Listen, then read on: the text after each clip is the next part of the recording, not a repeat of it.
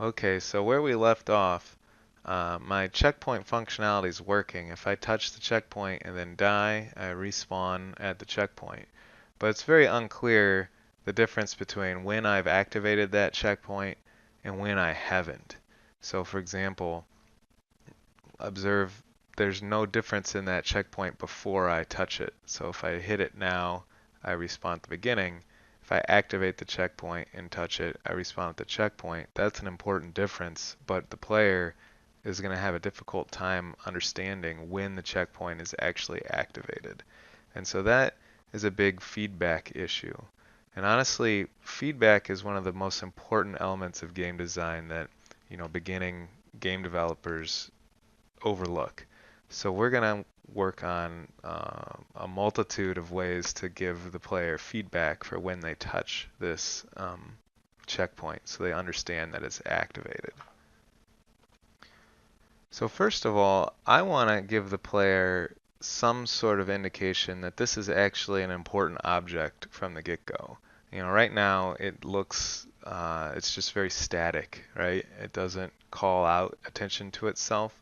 So I'm going to add some motion to this checkpoint so that it creates a little visual interest and the player is just more tempted to just naturally touch it anyhow and see what happens.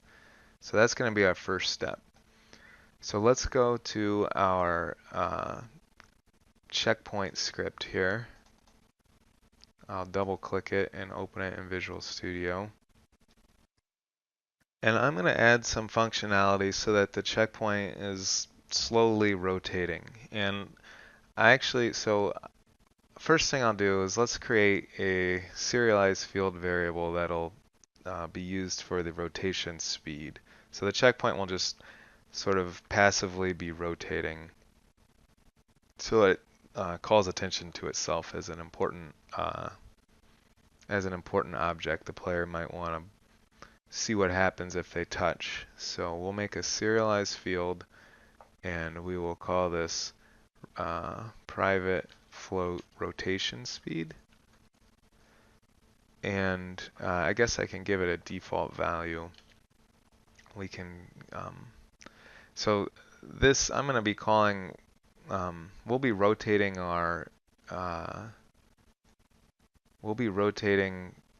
the checkpoint in update, and we're going to multiply it by time.delta time, which I'll explain in a minute, but a long story short is this is going to need a little bit bigger of a number to make it noticeable. So I'm just going to leave a initial value of like 100 in here. And so the next thing I'm going to do is make a function that I will call to change the rotation of my checkpoint. So that will be, we'll call that private void update rotation. And so inside of this function, we're going to use a Unity API function called rotate. And we could look it up. So you can see the rotate function is part of the transform class. So we've already mentioned that every game object has a transform, so we should be able to call this pretty easily. And what it does is it applies a rotation the amount of which will define in the function's arguments to our game object's transform. So it's just going to rotate the thing by the amount that we enter. So anyhow, we will call inside of our update rotation function, we will just say transform.rotate. Make sure you pick rotate the function and not rotation, which is a property. And so now we have to tell it how much we want to rotate. There's actually different versions of this function. You can use the arrow key to kind of see what they all are. But anyhow, this first one takes a vector 3 that's going to represent the amount of rotation. And so I kind of need to figure out what I want that to be. particularly I need to figure out what axis I want to rotate on. Because remember, vector 3, it has 3 axes, right? X, Y, and Z. We're only using X and Y really in our game, but when it comes to rotation, actually, we could probably use all 3. So in order to figure that out, I'm just going to select a checkpoint in my editor, and I'm going to mess with the rotation on each of them just to see which one I really want. So if I were to hover over the X here and click and drag, you can kind of see what that does. You can drag past the edge of the screen and it'll keep working. So that's not really the rotation effect that I want. So I'm going to make sure I go back and hit 0 in here so that there's nothing crazy left in. Let's just see what Z does. If I were to rotate on the Z axis, it's kind of spinning like a wheel, which is kind of cool, but that's not really the one I want either. So I'll make sure I go back and put a 0 there. And now let's see what Y does. Y is kind of like rotating, like it's flipping. And if you think of like a Mario game, the coins kind of rotate like this, and this is a nice effect. So I'm going to use this for my rotation axis. So again, we need to make sure we go in and keep all of the starting rotation values at 0. But I've determined that in this case I like the rotation Y effect. So that's the one that I want to rotate. That's the axis I want to rotate on. So once I got them all zeroed out again, I'll go back to my code. So I need to rotate by a vector that has some value on the y-axis, and a way to accomplish that will be to just use the built-in vector3.up, which you can see that gives you a vector that's equivalent to 0, 1, 0. So we have a 1 for our y-axis value, and then I can multiply that by our rotation speed. And so now, if I were going to call this function, it would go ahead and rotate a little bit on the y-axis.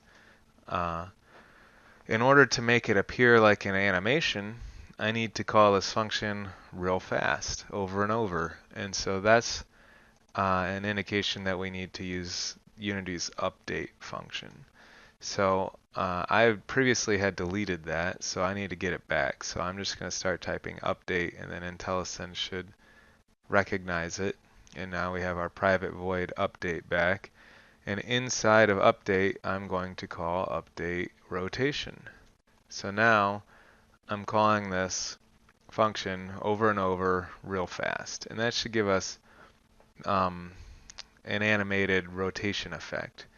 However, there's an issue, and that is that update gets called based on how, it gets called every frame. So if you are running this on a fast computer, the frame rate will be very fast and it will rotate very quickly. If you run this on like an iPhone, an older iPhone or something, update will get called more slowly, and therefore the rotation will be slower. Now, it's important to try and get our game to feel consistent across everybody's computer that runs it, especially if you're doing something like jump height that's based on update. You definitely want jump to feel the same on everybody's computer, or there'll be certain jumps that you can't get over on one computer, but you can jump. You would be able to make that same jump on a different computer. So anyhow, in order to make things frame rate independent, you have to multiply by time.delta time. So over here where we're deciding how much we want to rotate on the y-axis, we need to also multiply by time.delta time. And this is just a built-in variable that gives us a reference to how much time has elapsed since the last time update was called. And it's almost always going to be less than 1. So this is why our value here had to be so high because it's going to be multiplied by a tiny number here, and it will make speeds appear very slow unless we make them big. So let's save this. This should give us our frame rate independent rotation animation. Let's go back to Unity and let's click on our checkpoint. Just verify that we have our rotation speed in here, and we'll run it, and if it seems too fast or too slow, we can adjust it right here in the editor.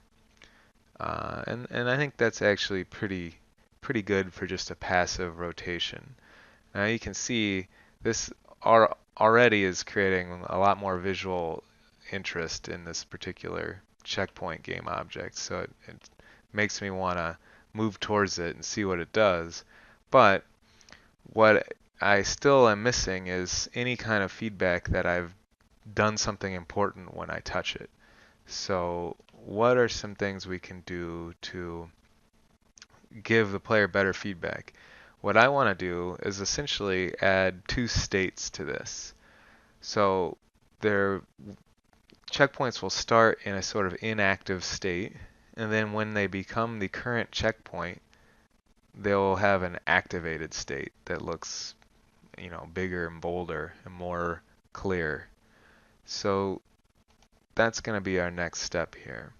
So let's go into our checkpoint script, and we only really need two states to this. So because of that, we can get away with defining the state based on a Boolean variable. So remember, Booleans are just true or false. So this will be private bool, and I'm going to call this is activated. And by default, Booleans are initialized to false, so it'll start not activated. If you want to be mega clear about that, you can type it in, but that is not necessary. This happens automatically. If you wanted it to start true, you would definitely have to say equals true. But I just want to make sure everybody understands that this is meant to start inactivated. So I'm going to explicitly type in is activated equals false. All right. And what I'm going to do next is create two rotation speeds. One for when the checkpoint is activated, and that will be faster, and one for when the checkpoint is inactivated, and that will be slower. So I could just copy all of this and paste it and rename the new one a different name. Or there's a shorthand for this where I can type a comma after my first variable of the type float, and then type in a new variable that will also be a float. So this first one is going to be, instead of just rotation speed, I want to clarify that this is actually going to be the inactivated rotation speed. I think I spelled that right. And after this, I'm going to go ahead and define an activated rotation speed. And we'll set that by default to something like, I think 300 will be good. So we'll try that. We can always change it in the editor. It needs to be enough that it's noticeable, but not so fast that it's distracting. Okay, so now we need to add some code to switch between this and this based on whether or not our checkpoint is activated. If we look at update rotation, you'll see that rotation speed is underlined in red, and that's because I no longer have a variable called rotation speed. I renamed it, so we have inactivated rotation speed and activated rotation speed. So what I'm going to do, I could just change this to like activated or inactivated, but what I'm going to do actually is make a local variable. A local variable is a variable that only exists within the scope of a particular function or block of code. So I'm going to make a local variable called float rotation speed, and I'm going to set it equal to the inactivated rotation speed. Okay, so each time update rotation gets called, we're going to start by saying the rotation speed equals the inactivated rotation speed. Then I'm going to add an if statement that will say if is activated. So if the checkpoint is activated, we're going to go ahead and set the rotation speed to the activated rotation speed. So we'll say rotation speed equals activated rotation speed. And then, no matter what, we're going to rotate the checkpoint by the rotation speed. So this last line is still going to work for us now, since I added this stuff. So we create this temporary variable called rotation speed. We started off at the inactivated rotation speed. If we're activated, we actually change it to be the activated rotation speed, and then we apply the rotation based on whatever this wound up being. So if I save this and run the game, it's actually not going to do anything different, and that's because we're never changing is activated. So we have to figure out where do we need to change is activated. I think it will be easiest for us to set is activated in the player character script when we are setting the current checkpoint. But because we want to make sure that we're not making public variables, we're only making public functions, I'm going to go ahead and make a function called setIsActivated. And it's going to have to be public because we're going to call it from the player characters class. So we'll say public void setIsActivated. And we need to know whether it should be the value of isActivated should be true or false. So we have to pass into this function a bool, and it will represent whether isActivated should be true or false. So we'll say you pass in a bool called value. And in the body of this function, all we're going to do for now is say isActivated equals value. And again, value is the new value that whoever calls this function passes into us. So we're going to want to call this setIsActivated function from the player character class when we're setting the current checkpoint. So what we'll do is when once we've set the current checkpoint to the new current checkpoint, we can say current checkpoint setIsActivated true. This new current checkpoint needs to be activated.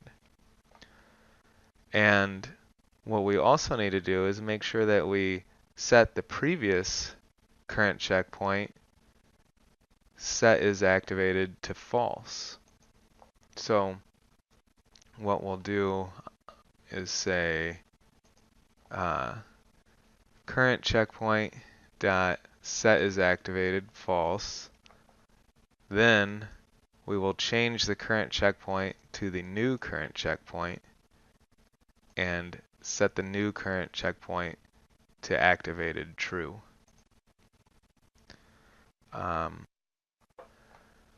Now, if you remember our issue we had with the null reference exception earlier in Respawn, we're kind of vulnerable to that same issue here. What if there is no current checkpoint when we try to call setIsActivated? So we need to make sure that we guard against that by saying we only want to do that if there is a current checkpoint. So we'll say if current checkpoint is not equal to null, we want to do all this stuff.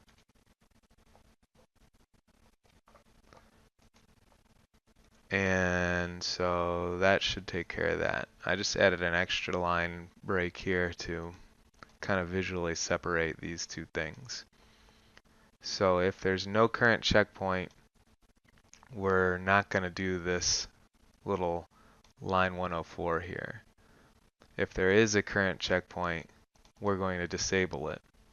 And then we're going to set the current checkpoint to the new current checkpoint, and finally we'll activate the current checkpoint. All right. So now I think if we save all of our scripts, we should be able to notice the rotation speed change when the player touches a checkpoint. So we will save everything, go back to Unity and run the game, and we can touch the checkpoint and see if it starts rotating faster. So I have my checkpoint selected in the hierarchy, and I can see that the two speeds are set properly here. And it did in fact speed up when I touched it, so that's working. And to really make it noticeable, I think we're going to have to add multiple checkpoints. So anytime you want to sort of reuse a game object, especially one like this checkpoint that has a decent amount of setup involved, that's when we want to make something called a prefab. So we're going to want to go into our assets directory, and a prefab is actually a new category of asset. So we need to make a new folder called prefabs, just so we can keep all of these things organized. So I made a new folder called prefabs. I'll open that up. And the way to make a prefab out of a game object is to just drag that object into the project window of your project. And so now you can see that created this checkpoint prefab. It doesn't matter which folder you drag the object into, but again, just to keep things organized, I did name the folder prefabs. So I'll keep all of my prefabs in this prefab folder. And now you might notice in the hierarchy, the checkpoint has changed from a black font to a blue font, and that indicates that it's actually a prefab. And if I want to make a new checkpoint, rather than like setting this all up again, I can just drag my checkpoint prefab into my scene. Now this is useful, one, because it makes it easy to make lots of prefabs or copies of the checkpoint, but you might be thinking, well, you could also just duplicate or copy and paste the checkpoint, and that's true, but one neat element of prefabs is that if I decide later that my checkpoint should behave a little differently, I can actually change all of them at once. So rather than having to like change the color, like if I want this, let's say I want it to be like red or something, I could change the color of one, right? But then I'd have to click on the next one and change the color and so on and so forth. But because this is a prefab, I can actually just change the prefab itself, and that will change all of them to the new color. So another way to do that would be to change the color of one instance of the prefab. And you can see the color property here is bold. That means that it's different than the rest of the prefabs that this is based on. And I could either choose revert to switch this back to the pink color, or I could choose apply to change them all to this orange color. So you can see how that works. I think I did like the pink color better, so I'm going to change them all back to pink. And so that's useful, and it's going to become more useful as we start to add more and more functionality to our checkpoint. It's going to be important that they all behave exactly the same, or it will become unclear to the player, like, why is this checkpoint different than the others? Okay, so now that we have our checkpoint prefab and we have a couple of them, I'm just going to have two. I don't need three necessarily. Let's run the game and we can kind of see the difference. So right now none of them are active. If I touch this one, that one is active. Now this one is active on the right, and the one on the left has slowed back down. So that's pretty good. I'm going to actually add even more feedback, because even though this is good, I think we could do more to even make it more clear for the player, like you just did an important thing, and differentiate the active prefab or the active checkpoint from the inactive checkpoint. So the next thing I want to change is going to be the scale. If I go back to my script, I'm going to essentially follow the exact same pattern that I did for changing the rotation speed to change the scale. So that means I'm going to make a serialized field, and I'm going to actually use the shorthand here to declare two new float variables. So I say private float, and I'm going to say inactivated scale, and we'll start that at 1. And then we will say comma, and we'll make another float variable called activated scale. And we will say, maybe initialize that at 1.5. And when you have a decimal value like this, we have to clarify that we're talking about a float. So you just have to enter the F, which is almost like a unit for floats, after you've typed the 1.5, and that will fix the little compile error it's giving us. So the inactivated scale will start at 1, and once it's activated, we'll bump up the size to 1.5 so it stands out even more. Alright, again, following the same pattern we did with this, I'm going to make an update scale function. So private void update scale. And inside of this function, I'm going to essentially, what we can do is just kind of copy everything we have inside the update rotation function and paste that in. And we'll just kind of adjust it to make sense for scale. So first of all, this local variable, it's not going to be called rotation speed, it's going to be called scale. And we're going to say scale equals inactivated scale. So we're going to start off by using the inactivated scale. But if we happen to be activated, we'll change the scale variable to equal the activated scale, which is bigger. It's 50% bigger. You can make it however much larger or smaller if you want. And then finally, we are not going to actually rotate anything here. We're going to change the scale of the game object. So if we go back to the Unity editor, again, if you click on checkpoint, take a look at the transform. Scale is just another property of transform. So we get a free reference to transform, so we can just say transform with a lowercase t dot, and this is a little different. There's not going to be a scale. It's called local scale.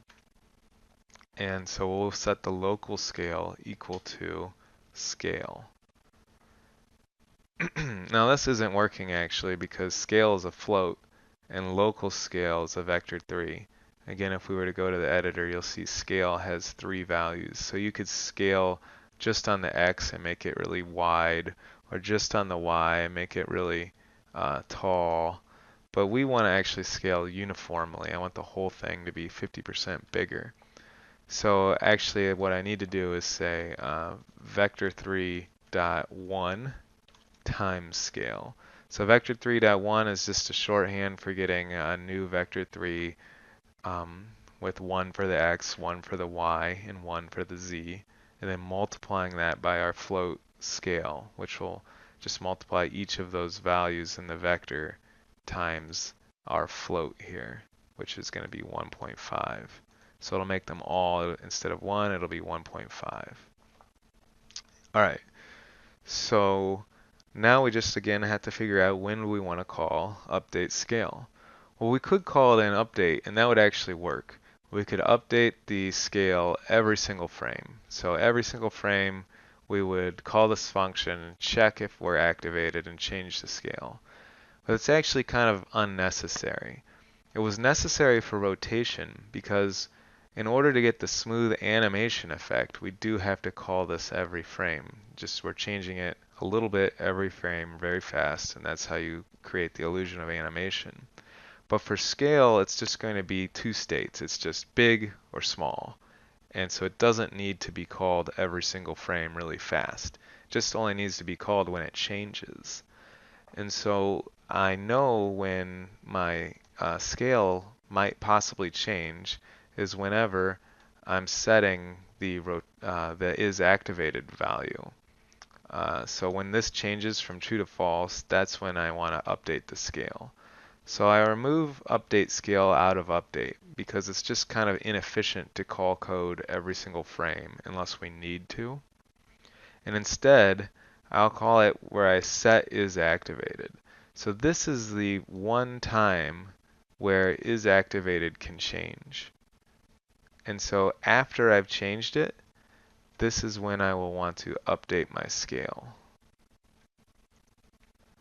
And so if I save the game now, save my scripts, go back to the Unity editor and run the game, I believe this should work. So when I touch it, it should get larger and spin faster. And now if I touch this one should resume its slower spinning and get smaller again. And that seems to be working. So now it's pretty clear, A, something's changed when I touch the checkpoint, and B, the old checkpoint is de-emphasized.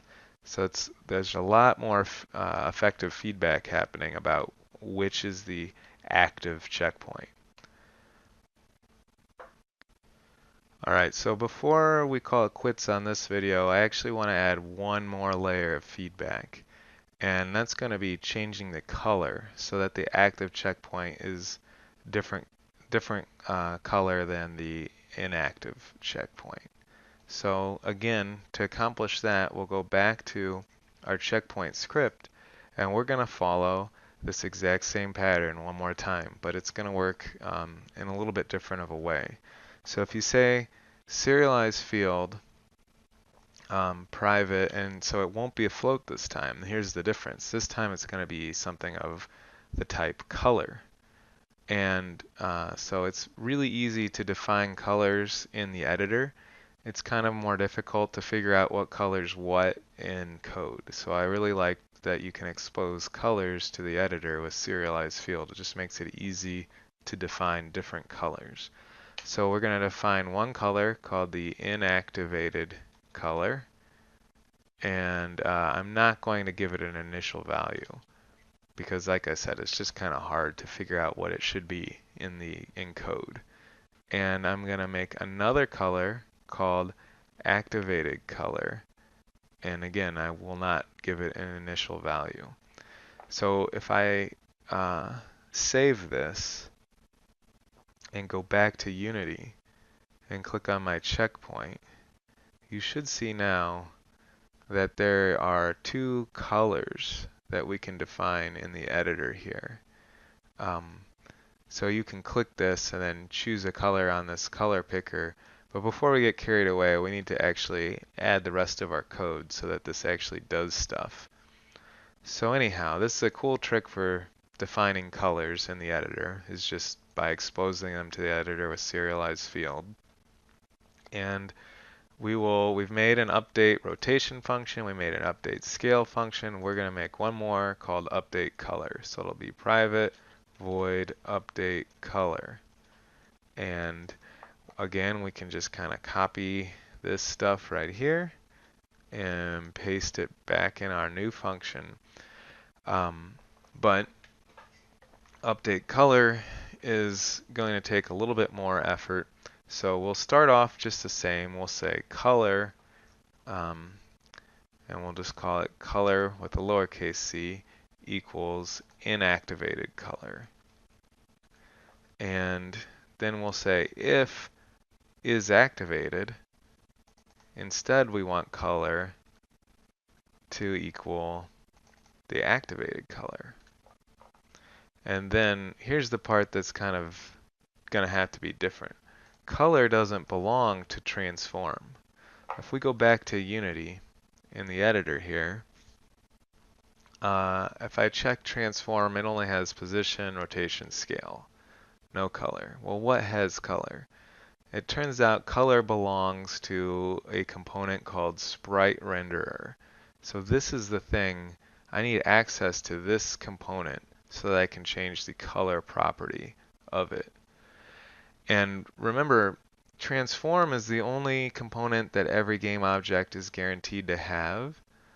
So since color belongs to a different component, I don't have a free reference to a sprite renderer.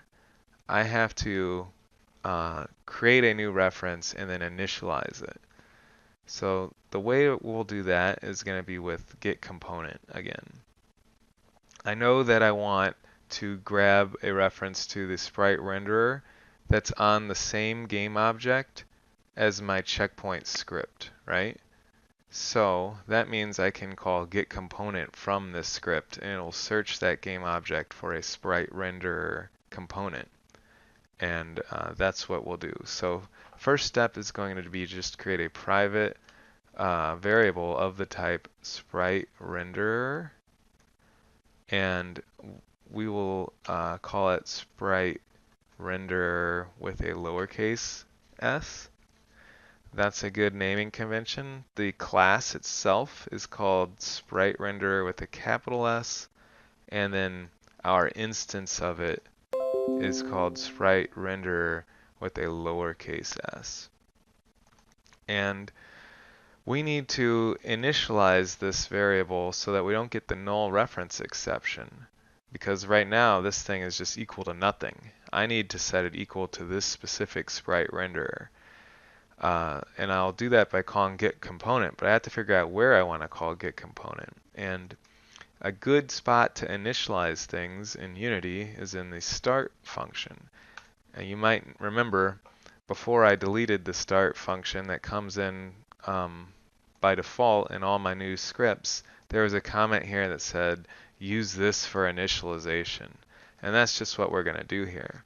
So inside of start, I'm going to type in sprite renderer with a lowercase s dot or equals getComponent, and then angle brackets here, and I need to type the name or the type of the component I'm looking for, which is sprite renderer with a capital S. I'm going to hit tab to get outside my angle brackets, and then open close parenthesis, which is just the syntax for every function. So now I'm going to use getComponent to search the checkpoint game object that my checkpoint script is on for something of the type sprite renderer. I'll find this and store it into this variable. And so now if I go back to my update color function, I can delete this part. And what I really want to do at the end of this update color function is say sprite renderer with a lowercase s dot color equals activated, or I'm sorry, equals color, right? And color here will either be inactivated color or activated color, depending on whether or not is activated as true or false. And again, now we need to make sure we are actually calling update color. We could call it an update, but it's just unnecessary because this isn't an animation. It only needs to be called when isActivated changes. And so therefore, we will call it inside of setIsActivated. So we will, right after we're done updating the scale, we will update the color. And you want to make sure you're calling update scale and update color after you're changing the value of isActivated, because otherwise you'll get an inaccurate update. You'll be updating based on the old state. We want to update once the state has changed. Okay, so let's save this and go back to the editor and revisit these little color picker widgets here inside of our checkpoint. I mentioned it was kind of tough to figure out colors in code just because you can't see them. Well, here I can see them, and for my inactivated color, I'm going to pick like this pink color because I just think it stands out. It's good contrast, so that's cool. But you need to be careful because um, by default, when you create a color in as a variable and expose it to the Unity editor, it's going to have 0 alpha. So this is our red, our blue, and our green, and this is our alpha channel. And 0 alpha means it's totally transparent, meaning you will not see it at all. It will be invisible. So I want this thing to be fully opaque. So 255 alpha channel here. All right. And what I'll do is I'm just going to copy this color hexadecimal here, and I'm going to use that for the activated color too. So they look very similar. The difference is, and again, I want to make sure my alpha is fully opaque. So the activated is fully opaque. And now what I want to do is change it so that the inactivated color is actually a little bit transparent. So we'll make it like, 100 alpha. So this way the inactivated color has has a lower alpha value, so it's more transparent, whereas the activated color is fully opaque. You can't see through it at all. And if you look at our checkpoint here, this one that I set the colors up on, it's got the colors in bold. That means that since this thing is a prefab, these values are different from the prefab's values. And I want all of my checkpoints to work like this. So I need to make sure I go up here and click the apply button so that these changes become propagated out to all of my other checkpoints and all future checkpoints. So I'll hit apply. Now you can see these are no longer bold. They are just this is the default way that checkpoints work. And I just realized I'm going to have a little bit of a bug because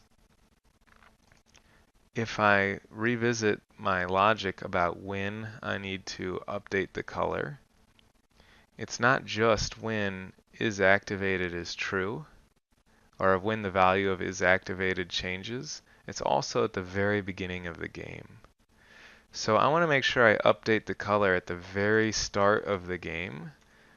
So make sure you do it after you initialize Sprite Renderer here, or you'll get an error because our update color depends on that having been initialized. So right after I'm saying Sprite Renderer equals get component Sprite Renderer, I'm going to say update color. And the reason I had to do that is because the actual color of the sprite renderer isn't exactly the same. Like I could make this like green in the editor, but when my script kicks in and the game starts, it will use these values. I will leave it kind of pink so that it makes sense, but just understand that this one right here, we're overwriting that as soon as the game starts now. Whereas if we didn't, we would only use our inactivated color once you activate the checkpoint and then activate a different checkpoint, and that's not what we want.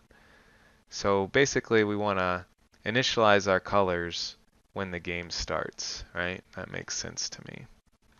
So let's run the game, kind of see how this looks. So you can see both checkpoints start in their inactive state where it's kind of transparent, and when I touch one of them, it'll get bigger, it'll start spinning faster, and it will become a different color, and that different color is just going to be more opaque. So there you go. Now there's a huge difference between these two, and that's a lot better feedback for the player. Now the next thing I want to talk about is feedback related also, and that's sound, but I think this video is getting pretty long, so we'll save that for another one.